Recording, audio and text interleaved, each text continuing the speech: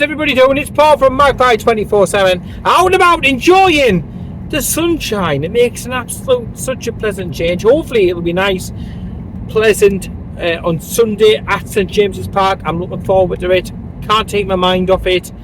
A massive, huge, crucial game. And if we do it, if we get Champions League, if we beat Everton this weekend, which I think we will, then it's been such a great escape to be down in what we were 12th around Christmas time in December. So to be as low as 12th, we were going through an inconsistent run where results just sort of weren't happening, were they? You know, we were having issues, we were having problems, we weren't picking up the results. We'd go away and we'd get a good result. We would then come home and get a head scratcher result, performance, outcome. You know, we've thrown away so many points this season in games where perhaps we shouldn't. And then, you know, since Christmas time, since, you know, we sort of put that run behind us, we've just been on such an amazing journey. Lots of victories, lots of wins, lots of goals, and I just hope we've got one more in us this season, because like I said, that'll rubber stamp it. And I think based upon everything, I think we deserve to be back into the Champions League. If you look at some of the other teams around, and in all honesty, I hope Forest do it as well, you know, just to have that different team in it. There's obviously the connection there, Chris Wood, Elliot Anderson, that whole thing as well. So I'd probably like them to also join us in the Champions League. I'd like it if Chelsea missed out, just because I don't know, something about them. I've been to away games and they've just been twats, to be honest. They've just been annoying. You know, you go over away grounds and it's decent, there's good banter, there's good chemistry between the two sides. They were just a bunch of twats. My experience with most Chelsea supporters is that, you know, the plastic, I just something I don't like about the club. It really is.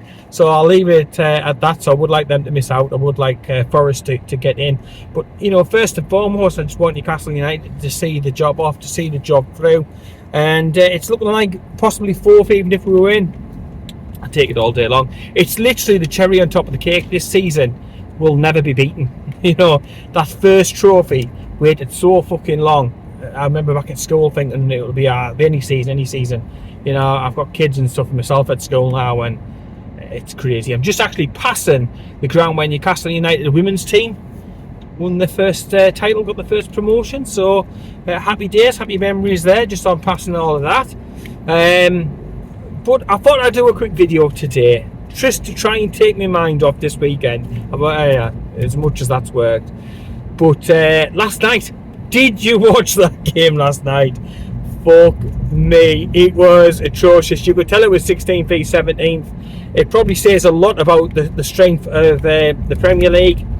A team who are literally balls deep relegation trouble, you know, down at the bottom of the foot of the table. It's in Europe, you know, Europe's second competition, you know, final, battling it out, 16th and 17th. But it was such a terrible game, and it was two sides who just were playing not to lose as opposed to trying to actually win the thing. I think Spurs had a little bit more of a game plan. I think with Manchester United, it's just literally he's playing his way regardless whether he's got the players or not, and he's just stuck his fucking fingers in his ears. So not flexible. He doesn't move with the times. It's his way or the hard way, and there's just so many problems there. And I'm not just on about the financial shit that they've got themselves in. We're missing out on potentially £100 million. How they get themselves out of the hole that they're in is just anybody's guess, to be honest. Not that I give a shit. It's funny as fuck seeing Manchester United down there. And out of the two teams last night, I probably would have preferred Spurs to win it, and that's how it's turned out. Because Manchester United, just again from being a kid back in the 90s, obviously 80s child, 90s I was in school and stuff, so many plastic Man United fans, all wearing the plastic Manchester United tops and stuff, and it's like an epidemic.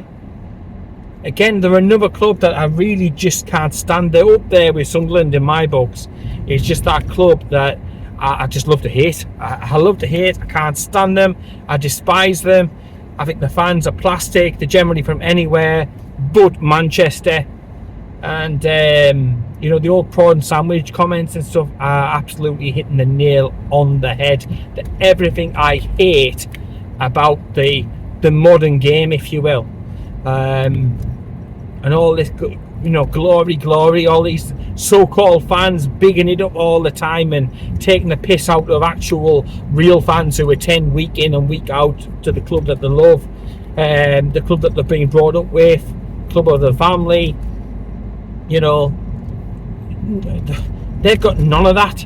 The fans are spread here and everywhere and touristy, and like I touched upon, it's with them. It's everything I just despise about, you know, modern football. Everything that I think is wrong is epitomised at Manchester United. It really is.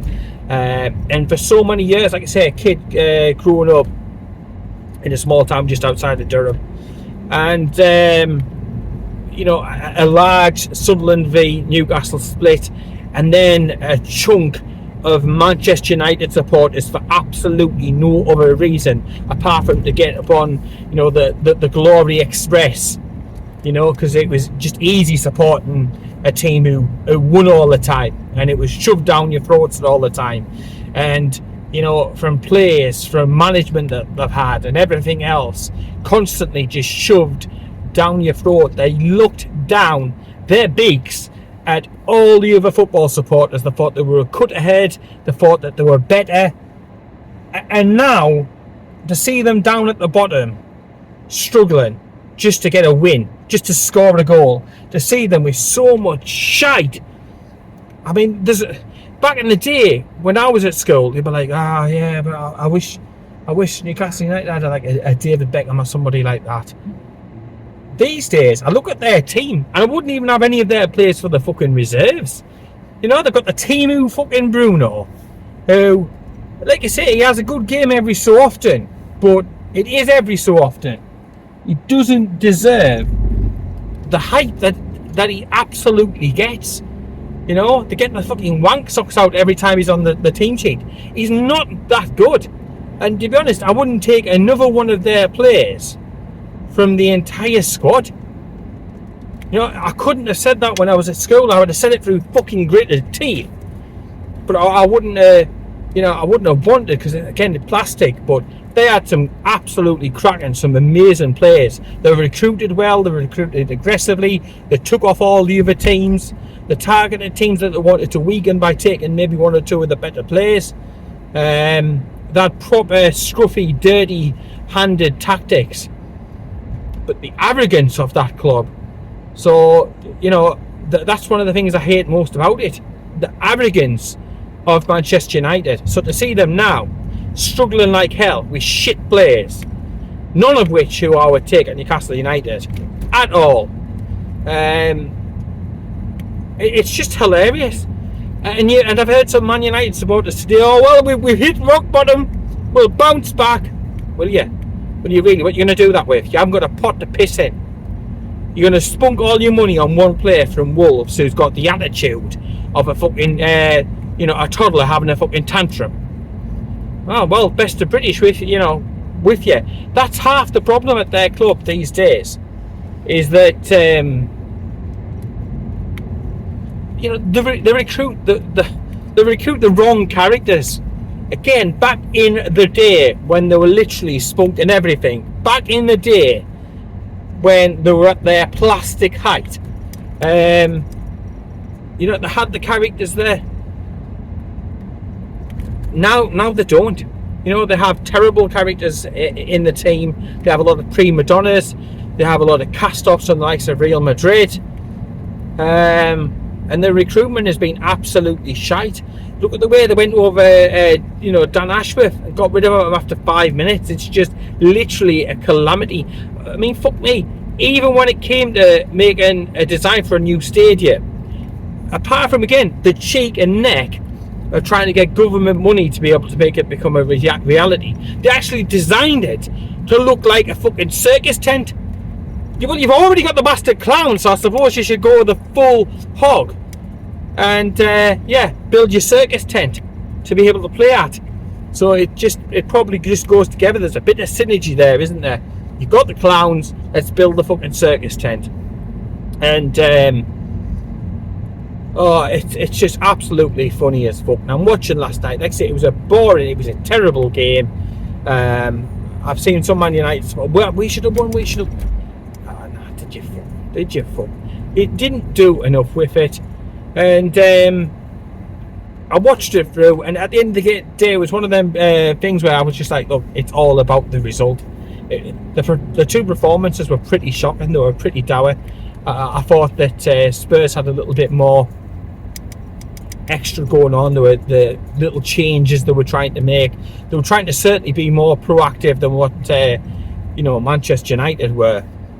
And I thought Man United deserved fuck all. I've seen all the build up before, and wow, we're undefeated in Europe and all this sort of thing. Pictures being flashed around. Well, there'll be a lot of deleting going amongst all their fan base today. Deleting, just again the arrogance. They thought they were going to turn up, waltz in, get the trophy, come back, Champions League, salvage the season. Instead, they've been left on the arse with fucking nothing, and it's funny as fuck. It literally really is funny as fuck. People on about putting statues of Sir Jimmy and stuff outside. It's just absolutely funny. I mean, it was funny if it's not tragic with all the redundancies and the cutbacks and everything else that he's done. And in a way, again, it serves them right. They took the piss when we had Mike Ashley, and he was turning off electric, and he was switching off escalators, and he was penny pinching, and he was putting Sports Direct everywhere for literally, pence. And they took the piss, and now it's just karma, and it's biting you back in the arse. We had that credit for 14 years or something like that. We shouldn't have had them for fucking 14 minutes. We've now got owners who understand, people who run the club who understand, who get it.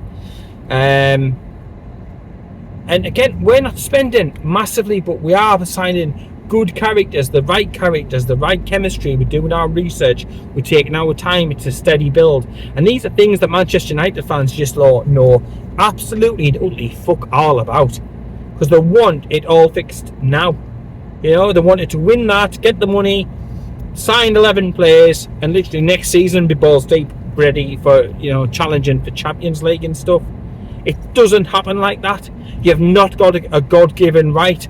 Your name, it's the old thing. You used to be famous, Now you're just making the numbers up. Now you're probably more like in the other 14 than top 6. It's absolutely funny as fuck. And I think any Man United fan who thinks next season, I think it's just literally about getting better for them and gradually moving back up the table. Because with PSR and FFP and only spending what you're bringing in, with how much debt they've got, sort of suffocating the club, and the repayments and everything else, all things taken into account, it's not going to be a massive summer, so they can't expect, miraculously to be back up there.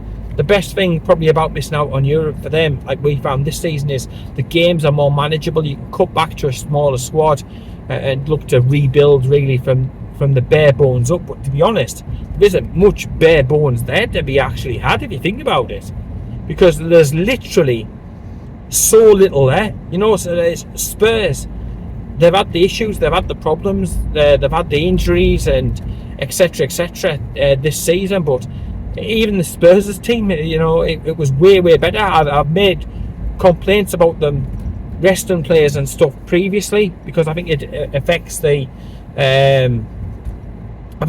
league, and I think it affects the respectability and stuff like that. And I think you have a responsibility to always play pretty much your strongest team. Yes, so, change a couple around and stuff like that, but playing reserves and stuff like that affects other teams and where other teams are going to finish. You know, like the Chelsea situation when Liverpool put the reserves out, gifted Chelsea 3 points, which could be massive in the hunt for Champions League. A full strength Liverpool would have absolutely probably smashed Chelsea, and then it looks all different again going into the final day of the season. But alas, despite all of these issues and problems and the effects that it has on Newcastle United, we're still in the driving seat for this Sunday. Get the win. I don't care about all this. Oh, let's match this and match that. Yeah, matches for fucking matchsticks. I'm not interested in it at all. I want a very nice, comfortable Sunday. Couple of goals, hopefully an early one, and I want Newcastle United to keep a clean sheet, get the victory, get the win, and just take care of business ourselves, and then I can look elsewhere, see what the results are happening, and see how it all sort of works its way out come the end of Sunday. But yeah, I mean, there's not much else in the league that's sort of worth fighting for at the moment. There's not much drama, there's not much jeopardy, is there? There's no relegation places to decide. The Premier League was decided absolutely ages ago, unless you're in Mikel Arteta's head, which, you know, he probably thinks there's still a fucking chance, the deluded twat. But it's all about Newcastle United this weekend. Just get it done. I don't give a shit about inflatable dinosaurs, Pickford, not like that. If there's a time to take the piss, it's after the 90 minutes as he's walking off to go down the tunnel. Hopefully after Newcastle United have absolutely not been pounded, and that's got to be the focus, because look, at the end of the day, he's going to want to fucking spoil the party, isn't he? So let's not give him any sort of satisfaction, motivation on out like that. It's 100% focus on Champions League qualification, finishing the job off and putting the cherry on top of the cake, because like I touched upon before, this season is for me, it's the best season we've ever had. It's the best one I can remember, and I've seen a lot in Newcastle United over the many seasons. But if we can just get the Champions League, it does put the cherry on top of the cake, and it just finishes off what has been a perfect season in a great way, and it sets us up for what will be then an exciting summer. Transfers, player trading, you know, you name it, and then gearing up for a Champions League campaign again. It was fantastic last time around. If we can qualify, who knows who we can get. Some absolutely fantastic trips in there, some fantastic contests, some fantastic games, and more memories, and hopefully I'll be able to attend maybe one or two of the away games. That'd literally be, that'd be fucking absolutely brilliant, wouldn't it? Absolutely brilliant. But yeah, let me know what you think about that fast that went on yesterday. Is it funny as fuck just to laugh at them? Let me know what you think down below in the comments. Please subscribe to Magpie 24/7. Hit that subscribe button, you know, and allow us to sort of continue the journey on. We want to keep improving on all fronts. 181,700 following. We really want to try and push the YouTube numbers up, and obviously appreciate your support in doing that. I'll leave it there. I've rambled on a bit, and I know it's not 100% all about Newcastle United, but it's nice just to have a fucking laugh and a bit of a piss take when it comes to Manchester United and how the mighty have bastard fallen. So if you have enjoyed Man United struggling, if you're looking forward to the weekend, hit the thumbs up, hit the subscribe button, and in the meantime, take care, keep it tuned, and I'll speak to you later.